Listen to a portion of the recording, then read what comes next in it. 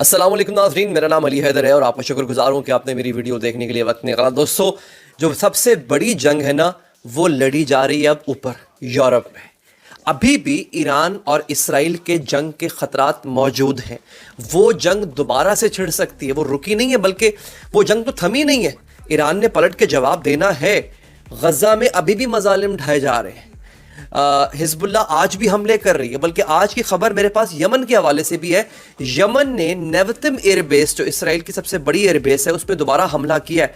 वो सारी डिटेल मैं आपको दूंगा। लेकिन नाज़रीन, एक ऐसी जंग देखें, जब हम पल्लाओं में जंग हो रही हो ना, तो वो बहुत बड़ी जंग होती है। हम पल्ला कौन? रूस और अमेरिका, रूस और पूरा यूरोप। ये बड़ी जंग क्यों है? ये सारी एटमी ताकतें, इन सब के पास बेहतरीन और जदीद असलहा है।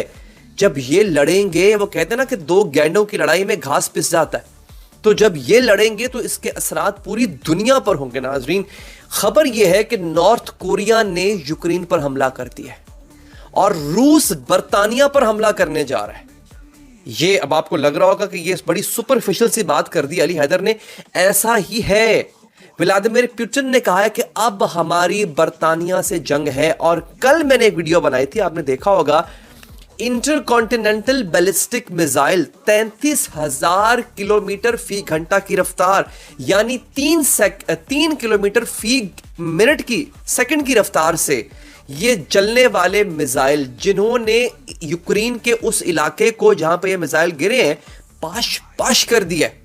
और ये याद रखिए, रूस ने कल बता दिया था कि मेरे पास यूक्रेन को एक दिन में सफ़े हस्ती से मिटाने का पूरा बंदोबस्त मौजूद है। और कल जो सरगई लारोव हैं, जो कि रूस के वजीर खारजा हैं, उन्होंने कहा है कि आपको पता भी नहीं है हमारे पास कौन कौन सी चीज़ें हैं। ये जो हथियार है, इंटरकॉन्टिनेंटल बैलिस्टिक मिसाइल है रूस का, बिशनॉफ करके कुछ नाम था, मैंने कल बताया था, वो किसी को मालूम नहीं था उसके बारे में कि ऐसा कोई हथियार है भी सही जो 1 सेकंड में 3 किलोमीटर का फासला तय करता है। यानी इतना हाइपरसोनिक मिसाइल है वो। और बेसिकली ये मिसाइल न्यूक्लियर कैपेबिलिटी का हामिल होता है। ये न्यूक्लियर पेलोड ले जाने की ताकत रखता है। लेकिन अब जो रूस ने, व्लादिमीर पुतिन ने ये मिसाइल फेंके थे, इनमें न्यूक्लियर पेलोड नहीं था। ये एटम बम के बगैर फेंका गया था, सिर्फ बताने के लिए कि मैं ये कर सकता हूं। ठीक है, आज की खबर है, व्लादिमीर पुतिन ने कहा है कि अब मेरी बर्तानिया से भी जंग है और बर्तानिया बच के रहे। और बर्तानिया के चीफ ऑफ आर्मी स्टाफ का बयान मेरे साथ मौजूद है, मैं आपको सुनवा भी देता हूं। उसने कहा है कि हम तैयार हैं। ये बेसिकली एक साइकोलॉजिकल वॉरफेयर होती है ना, आप बताते हैं कि सुनिए जरा, सुनिए। If the British Army was asked to fight tonight, yes, it would fight tonight. And I don't think anybody in this room should be under any illusion that if the Russians invaded Eastern Europe tonight, then we would meet them in that fight. That would be the first point I'd make. Thank you, General. Yeah, no, I'm आ गया आपको? Army chief है ये, सरबराह है फौज का, बर्तानिया की, England की फौज का। वो कह रहा है कि अगर रूस ने हम पे हमला किया और हमें कहा गया कि आज रात ही जंग करनी है, तो ब्रिटिश आर्मी तैयार है, उसके पास पूरी तैयारी है, वो हमला बर्दाश्त भी करेगी, रोकेगी भी। इसका मतलब क्या है? ये हमला किसी भी वक्त हो सकता है। ये मैं आपको छोटी बात नहीं बताई, ये बहुत बड़ी खबर मैंने आपको दी है। और रूस ने भी कह दिया है कि बर्तानिया अब हमारे साथ जंग का हिस्सा है। नॉर्थ कोरिया ने कैसे हमला कर दिया है, मैं आपको वही बताऊंगा इंशाल्लाह। अच्छा, अब खबर यह आई, जो कल हमला किया गया था रूस की तरफ से, उसमें रूस ने पहले अमेरिका को आगाह किया था कि मैं ये करने जा रहा हूं।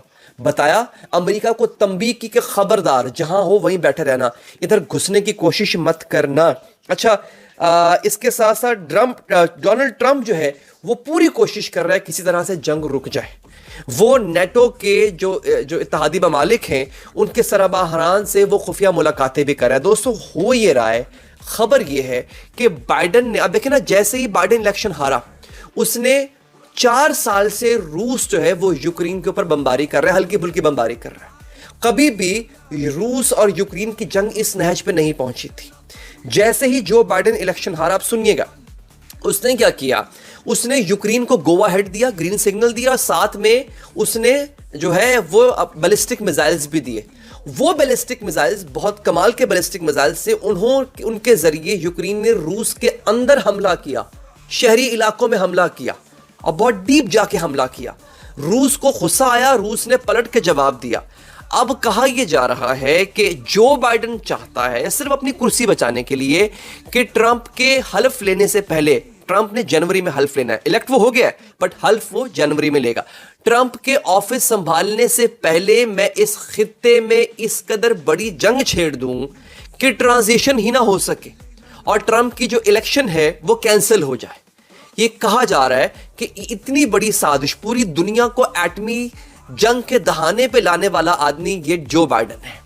ये इतनी बड़ी बात, अब देखिए अगर आप कड़ियां मिलाएं तो नजर तो यही आ रहा है कि जो बाइडेन ये चीज करना चाह रहा है। तो नाज़रीन, ट्रंप की कोशिश है वो उसको, चूंकि प्रेसिडेंट इलेक्ट है, उसकी कोशिश है किसी ना किसी तरह इस जंग को मजीद बढ़ने से रोका जाए। नेतन्याहू इश्तिहारी करार, ये मेरे सामने एक पोस्टर है बड़ा मजे का, मैं आपको दिखा भी देता हूं दोस्तों, शायद मैं इसको, ये देखें, ये पोस्टर जनाब कहा जाता है आयरिश न्यूज, आयरलैंड के अखबार में ये खबर छपी है वांटेड की, देख लें आप, वांटेड लिखा हुआ है, मैं पूरा नहीं दिखा सकता, आपको पता है फिर ये जितने भी ज़ायोनिस्ट सहूनी है ये फिर हमारे चैनल्स ब्लॉक करवा देते हैं।